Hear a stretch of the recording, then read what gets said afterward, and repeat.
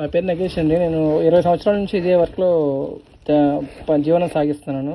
మా ఫాదర్ వాళ్ళ దగ్గర నుంచి ఈ వర్క్ నేర్చుకున్నాను. ఈ వర్క్ మీద ఆధారపడి జీవితం సాగిస్తున్నాను. ఇది కర్ర అనేది తెల్లపొని కర్ర అనే కర్రతో తయారు చేస్తారు. ఈ కర్ర చాలా లైట్ వెయిట్గా ఉండిద్ది, చెక్కడానికి అనువుగా ఉంటుంది. ఈ కర్ర అనేది ప్రజెంట్ దగ్గరలో ఇదివరకు ఇక్కడ కొండపల్లి ఫారెస్ట్లో దొరికేది. ఇప్పుడు దగ్గరలో నియరెస్ట్ ఫారెస్ట్ నుంచి తీసుకుని వచ్చి వాళ్ళ దగ్గర నుంచి కొనుక్కోవాల్సి వస్తుంది. దాని మూలంగా లాంగ్ నుంచి తేడం వలన కాస్ట్ అనేది ఎక్కువైపోతుంది. ఈ కర్ర అనేది తెచ్చుకున్న తర్వాత దానికి మనకి ఏ సైజులో బొమ్మ కావాలో ఆ సైజులో బొమ్మ కటింగ్ చేసుకుంటామండి. కటింగ్ చేసుకున్న తర్వాత డ్రై చేసుకుంటాం. డ్రై చేసిన తర్వాత ఏమైనా పచ్చి అలా ఏమైనా ఉంటే కనుక కొంచెం ఇలా హీట్ చేసుకుంటాం అనమాట. ఇలా హీట్ చేసుకుంటే కొంచెం కటింగ్కి ఈజీగా ఉంటుంది కర్ర. అందుమూలంగా కర్రని హీట్ చేస్తాం అనమాట. హీట్ చేసి మనకు కావాల్సిన సైజులో కట్ చేసుకుంటాం ఇది బొమ్మ తయారు చేసేందుకు. నా పేరు హనుమంతరావు. నేను 30 సంవత్సరాల నుండి వృత్తి చేస్తున్నాను. అయితే ఇది మా నాన్నగారి ద్వారా ఇది నేర్చుకున్నాను. అయితే ఇది మా తర్వాత తరం మాత్రం చేసేవాళ్ళు ఎవరు లేరు. ఎందుకంటే ఇది మెటీరియల్ కాస్ట్ ఎక్కువైపోతుంది, అది దొరకట్లేదు. దానివలన తర్వాత ముడి సరుకు మనకు అందుబాటులో రేట్లు ఎక్కువైపోతున్నాయి. కస్టమర్ కొనాలన్నా కొద్దిగా ఎవరికి 10 బొమ్మలు కొనేవాడు ఇప్పుడు 4 బొమ్మలతో సరిపెడుతున్నాడు.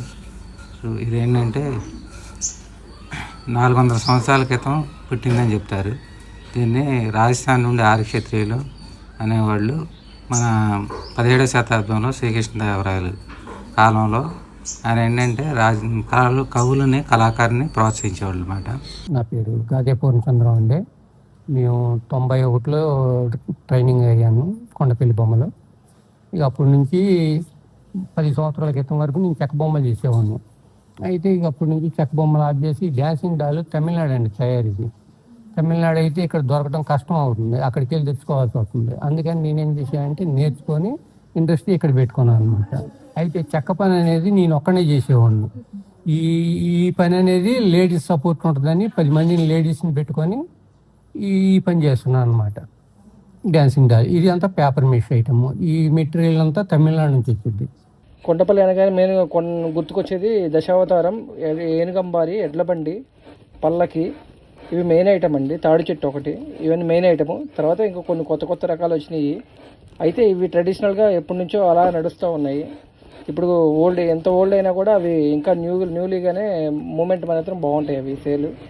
పెయింటింగ్లో కూడా వాటర్ పెయింట్ ఉంటుంది, ఆ ఎనామిల్ పెయింట్ ఉంటుంది, వెజిటేబుల్ కలర్స్ ఉంటుంది. వెజిటేబుల్ కలర్స్ అనేటప్పటికి ఏంటంటే మేము చెట్లు బెరడ, పసుపు, న్యాచురల్ పసుపు ఉంటుంది కదా, పసుపు, తర్వాత అనటో గింజలని అది చెట్లలో విత్తనాలు అనమాట. దాని ద్వారా రంగులు తయారు చేస్తాం. అవి వెజిటేబుల్ కలర్స్, అవి ఎక్స్పోర్ట్ ఎక్కువ వెళ్తుంటాయి అనమాట. కొండపల్లి ఫేమస్ ఏంటంటే ఇది చేతి కళ, హస్తకళ, చేతితో చేస్తాం. ఏ పనిముట్లైనా మిషన్ వాడడం, చేతితోనే చేస్తాం. దీనిలో ప్రత్యేకత ఏంటంటే ప్రతి వృత్తిలోనూ మిషనరీ అనేది వచ్చింది. కానీ కొండపల్లి బొమ్మలకే 400 సంవత్సరాల క్రితం ఏది వాడారో ఇప్పుడు అదే. దీనికి కొత్తది రాదు కూడా, అలా కనిపెట్టకుండా ఉండేట్టు అప్పుడు ఏది వాడాడు ఇప్పుడు అదే. మిషనరీలు లేకుండా హ్యాండ్మేడ్తోనే అట్లా ఒక కనిపెట్టాడు అనమాట. మేమైతే డైరెక్ట్ ఓన్గానే అమ్ముతాము, డైరెక్ట్ కస్టమర్కి అమ్ముతాము. ఒక్కొక్కసారి నియరెస్ట్లో షాపులు ఉంటాయండి. ఇది హైదరాబాద్ అని, తర్వాత వైజాగ్ అని, అలా షాపులకి కూడా హోల్సేల్గా ఇచ్చేస్తామండి. మేము తయారు చేసినవి పీస్ వైజ్గానే ఇచ్చేస్తాం. అవి ఇక్కడ లోకల్ అయితే ఒక 30% ఉంటుంది, మిగతా అంతా 70% అదర్ స్టేట్లోనే ఉంటుంది. డాన్సింగ్ డాల్ అనేది అది తెలమని కరత చేయరు, అది వుడ్ పౌడర్ అంటారు, ఏదో రాస్తా ప్యారిస్ పౌడర్, దాంతో అది అచ్చులతో తయారు చేసేది. అది కొండపల్లి బొమ్మ కాదు, కానీ దాన్ని కొండపల్లి బొమ్మ కింద రామా చేశారు. అది ఎక్కువగా తంజావూరులో ఫస్ట్ చేసేవాళ్ళు అనమాట. ఈ కళ అంతరించిపోయిందండి, ఫ్యూచర్ దాకా లేదు, ఇక అంతరించిపోయింది. ఇప్పుడున్న వర్కర్స్ అంతా కూడా ఏదో చేస్తున్నారు, ఏదో వెళ్తున్నాయి, అంతేగాని కళ అనేది అంతరించిపోయింది. కాకపోతే కొద్దిగా ఉన్నారు, ఒక 4-5 ఉన్నారు. వాళ్ళ మూలన కొంతకాలం బతికిద్ది, ఒక 4-5 ఏళ్ళు తర్వాత అంతరించిపోయినట్టే. మా అబ్బాయిని ఈ కళలోనే ఉంచాలని ఉంచాను కానీ పని చేయలేకపోతున్నారు. ఏదో జాబ్ చూసుకుంటున్నారు, వెళ్ళిపోతున్నారు, చదువుకుంటున్నారు, ఏదో జాబ్ చూసుకుని వెళ్ళిపోతున్నారు. ఫస్ట్ ఆర్యక్షత్రియులు అనేవాళ్ళు, నెక్స్ట్ ఇప్పుడు విషబ్రాహ్మణులు వచ్చారు. సో తర్వాత తరం ముస్లిం చేతిలోకి వెళ్ళిపోయింది. జనరేషన్ అనేది ఉండదండి 100%. ఇది గవర్నమెంట్ ఎన్ని ప్రయత్నాలు చేసినా కూడా ఇది ఉండదండి. ఇది ఎందుకంటే గవర్నమెంట్ చేసిన ఏ ప్రయత్నమైనా కానీ డైరెక్ట్ ఆర్టిజన్ దాకా రాదు. దాని మూలంగా ఈ కళ అనేది ఈ జనరేషన్ నుంచి నెక్స్ట్ జనరేషన్ అనేది 100% వెళ్ళదండి. అది మాత్రం కన్ఫామ్.